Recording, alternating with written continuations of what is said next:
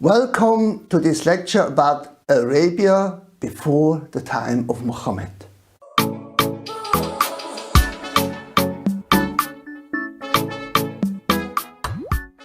My name is Andreas Maurer and I feel privileged to speak to you, and I trust that my words will encourage you and enhance your Christian life. I also hope that Muslims who listen to these words will be positively challenged to analyze their faith in a constructive, positive way and take steps towards accepting the facts and the truth. Our particular topic today is based on my book Ask Your Muslim Friend, and it is found under the main heading 1.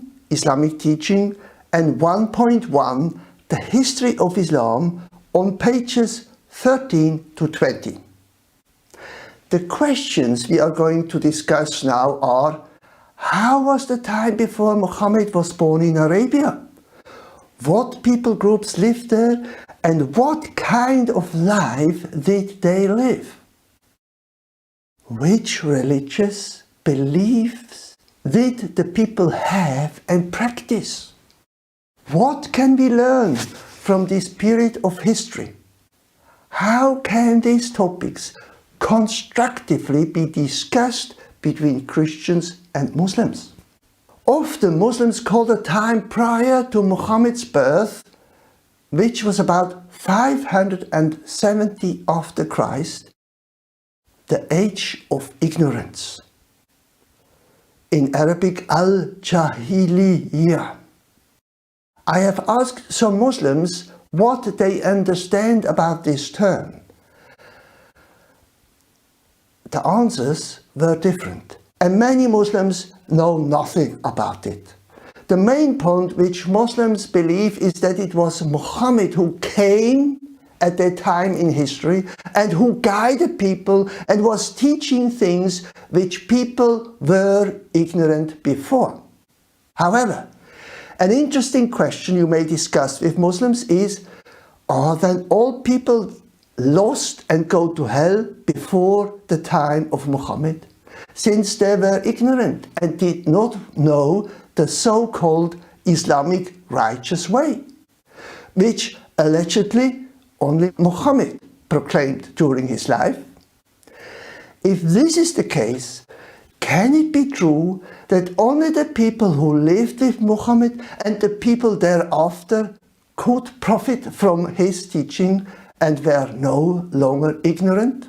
When we study the time immediately prior to when Muhammad lived, we may list the following main points concerning history and social life.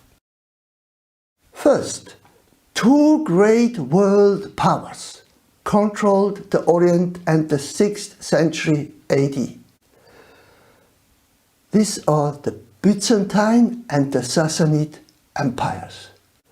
The Arabian Peninsula bordered on both of these two empires. Thirdly, trade flourished on the caravan routes along the Red Sea, linking East Africa with East Asia, with the so-called Silk Road and Europe.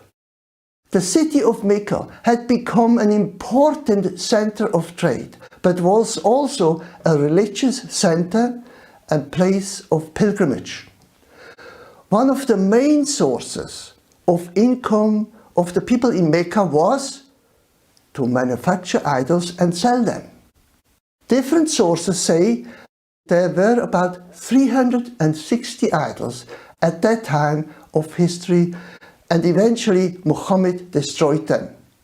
We are aware that Muhammad's father's name was Abdullah. It was common at that time that sons were named after the family idol's name. So it appears that the name Allah was known and that one of the 360 idols' name was Allah. Further, it appears that later Muhammad destroyed all idols but left this one and proclaimed that there is only one and his name is Allah. What do you think about this? Have you asked your Muslim friend what his view is on this issue? Another significant issue we may look at briefly is how women were treated at the time. It is commonly known that women in the 7th century had few, if any, rights. Women had little protection. Often small girls were buried alive for various reasons. The questions are now, did Muhammad bring about social justice in this respect? When we look at modern world, we realize there is little or even no progress. Of course, there are some Islamic countries where women have gained certain rights. However, if we, for instance, consider Afghanistan today, where the Taliban have gained power again, we learn about a very sad situation. Please note that the Taliban claim to be true followers of Muhammad and his teaching. As we hear in the news, women gradually are deprived from taking part in public life. Women have to wear the prescribed burqa, which is the total covering of the body, including head and face. They have lost their former jobs. And in addition, girls after the age of 12 are no longer allowed at school anymore. That means no secondary school education for girls. We may discuss this with Muslims. Why is Islam supporting social injustice with women today? In contrast, what was Jesus' view on women and how did he encounter in practical everyday life? What stories can we as Christians share from the Bible in this respect? There are many stories in the Bible which show the wonderful attitude Jesus had on women. Let me just give you some examples which illustrate how Jesus treated women. First, Jesus and the Samaritan woman. This we can read in John chapter 4, verses 5 to 43.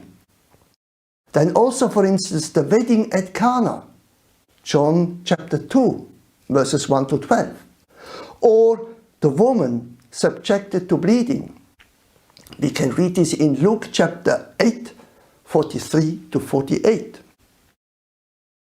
Another aspect we may discuss briefly is about the Bedouin tribal life at the time of history. We can point out the following characteristics. The tribes were permanently in conflict with each other and often formed shifting alliances. Unity and lasting peace did simply not exist. The strongest ruled and feuds were common. Usually people settled at oases which became economic centers. And also we can point to a long, rich tradition of Arabic poetry which existed already at that time and before. When we look at all these points, dear friends, what would you say is the same and what is different to the life of Muslims today? What is the view of our Muslim friends on these issues? In summary, we may point out the following concerning the religion of the Arabs at that time of history. First, most Arabs were animists. Secondly, Mecca was the center for religious activity and the Kaaba was believed to host 360 idols. It was common, and this is the third point, to appease to subordinate gods who were believed to influence people's life. For instance, 3 goddesses were revered. These are mentioned in the Quran in Surah 53. Fourthly, a notion of a high god existed. Fifth point, people brought offerings to spirits believed living in caves, trees, etc. Sixth point, the black stone in Mecca was already at that time an object of veneration to be kissed. Considering these points, in which way would you say is the faith of Muslims different today? How would your Muslim friend explain these issues? The Kaaba is considered the central point on earth in the Islamic world. Thousands of Muslims undertake their pilgrimage each year to this place, and I've heard many stories surrounding this event. It came to my attention that one of the main questions by many Muslims is, what possibly may be inside this mysterious cube? Some Muslims answered that they have realized the following. First, they say there is nothing inside. It is just an empty room with utter darkness where only Allah lives in it. Secondly, there is only one bulb hanging on the ceiling and there is always light, although there is no electrical supply. Next point. There is only a chair inside the Kaaba where originally Muhammad sat on it. Or another saying is that there is a small table inside and the original Quran is on it. Listening to such stories, what is your view and what is your Muslim friends' view on this issue? It is well known that many Jews were living in the Arabian Peninsula. We can list the following about the Jews. First, they were industrious and talented in trade, agriculture, and the manufacture of arms. They were also gifted in languages, and thus Arabs were dependent on them for translation. The Jews usually lived in separate districts and believed that they were the chosen people. Fourth point, Muhammad had many encounters with Jews and learned from them about the Torah and the Talmud. What else do we know from the encounters between Muhammad and the Jews? Is this possibly an explanation why there are so many references from the Old Testament in the Quran? What is your Muslim friend's point of view? Let me briefly answer the first two questions. What I just said. The encounter of Muhammad with the Jews was in Mecca first peaceful, but later in Medina, the Jews and the Arabs under the leading of Muhammad became enemies. Muhammad adopted many stories from the Bible, but most of them are now retold in a rather distorted way in the Quran.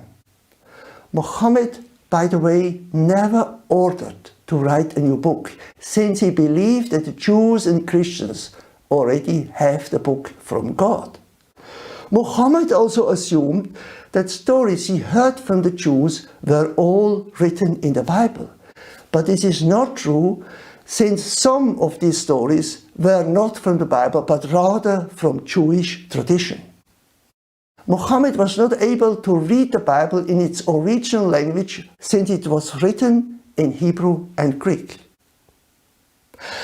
Within the Arabian Peninsula, there were many small Christian establishments in various places.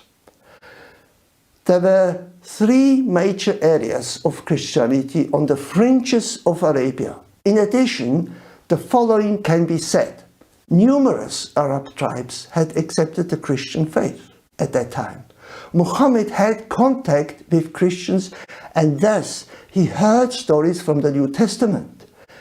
Sadly enough, the Christians were not united, but had rather arguments about some fundamental theological issues.